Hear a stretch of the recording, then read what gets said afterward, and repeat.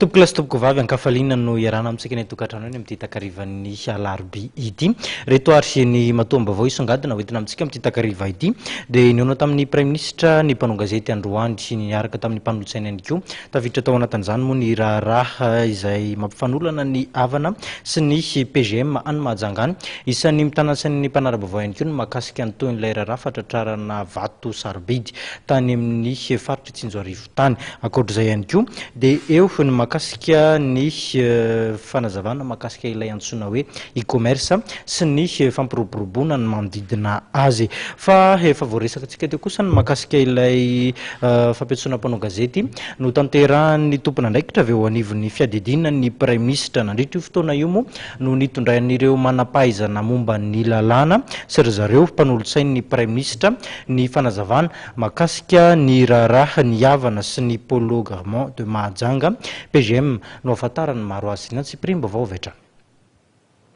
Mety ho giazana ny fananany fanjakana any ivelany ny vola ao amin'ny kaonty Bruxelles sy Paris ary ny tranon'ny mpianatra malagasy ao Cachan. Vokatry ny fifandirana izay misy eo amin'ny trano fiantohana ny havana sy ny polo garments de Mahajanga na ny PGM maraka ny fanazavana nentina Andriamatoa Razafindrakotomizy izay talen'ny fohy be mpitondrana momba ny lalàna sy ny fifaninanana eo anivon'ny fiadinan'ny primature dia raharaha teo amin'ny orinasa roa tsy miankina izy ity tany Ampiandohany. I PGM izay anisan'ny hitrapavaozana tamin'ny 7 Janoary 2024 ananao fiantohana tao amin'ny ny havana ary nangataka ny anefana ny fahavaozan'izy ireo.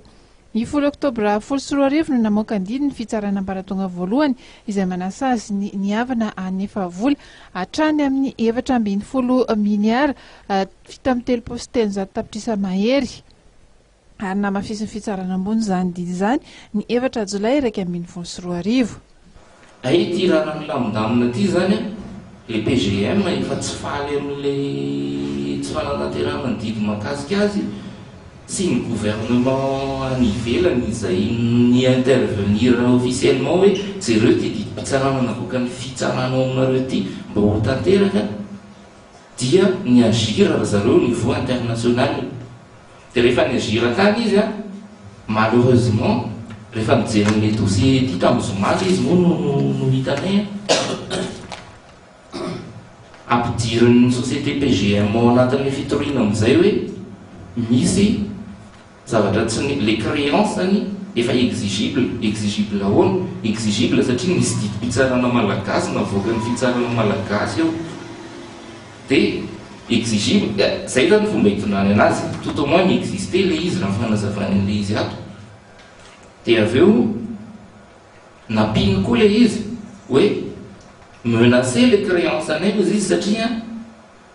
le didy mpitsarana navoaka any amin'le firenena ohatrany tsy tanteraka fa le état malagasy no manao action tsy anatanterahana le izy. Dia zay mahita fa tafiditra anatin'ny nentin'ny PGM tany daholo ny pièce any tsy teny any daholo zany hatramin'le hoe nahato raha misy hoe ny République de Madagascar miagira tarina nanao an'izao dia rehefa nijeren'ny tribunal izy kay tsy izy akory kay nanao an'le izy ampidiriny ao a hatramin'ny rehefa jerena le texte hatramin'ny état financier 2010 ny compagnie malgache d'assurance et de réassurance ny havana ato.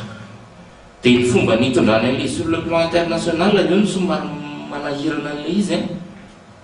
tsika rehetra samy raha ohatra mijery ny procédure na saisie conservatoire manao approche na droit comparé dia mety mahita hoe contestable ty décision ty contestable ty décision anankiray ty fa ny zavatra mitranga dia tsy najanona eo amin'le terrain le saisie conservatoire le zavatra nisy fa nentiny amin'izay a ny soulever izy traité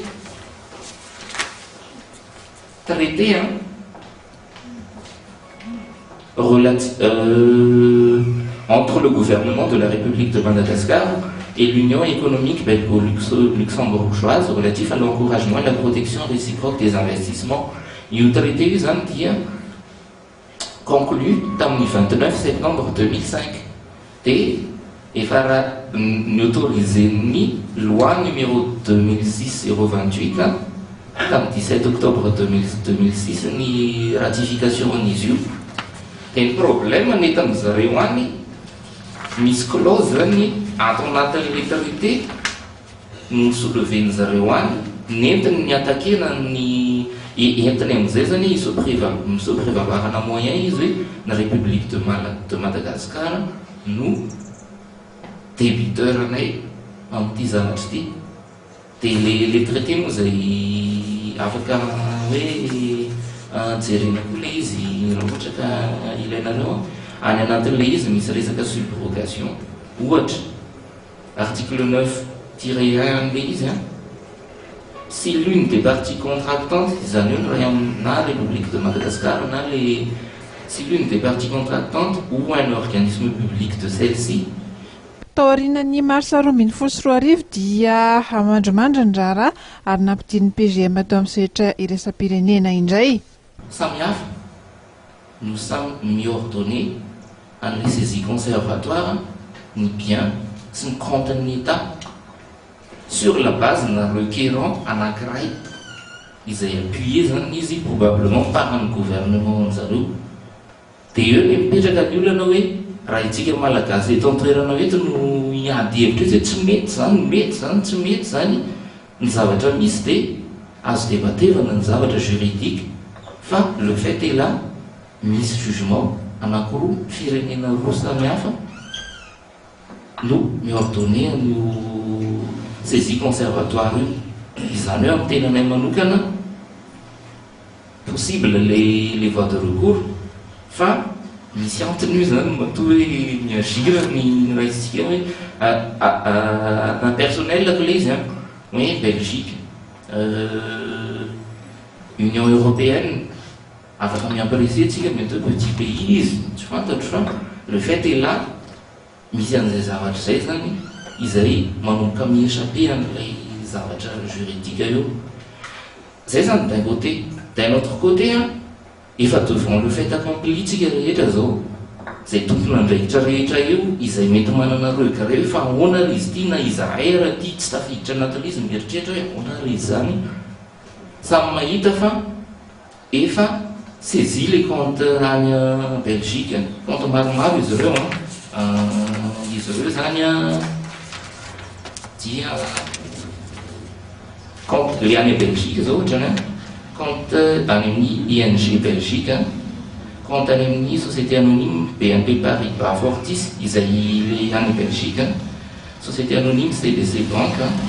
société anonyme Belfius Bank société anonyme Citibank Belgium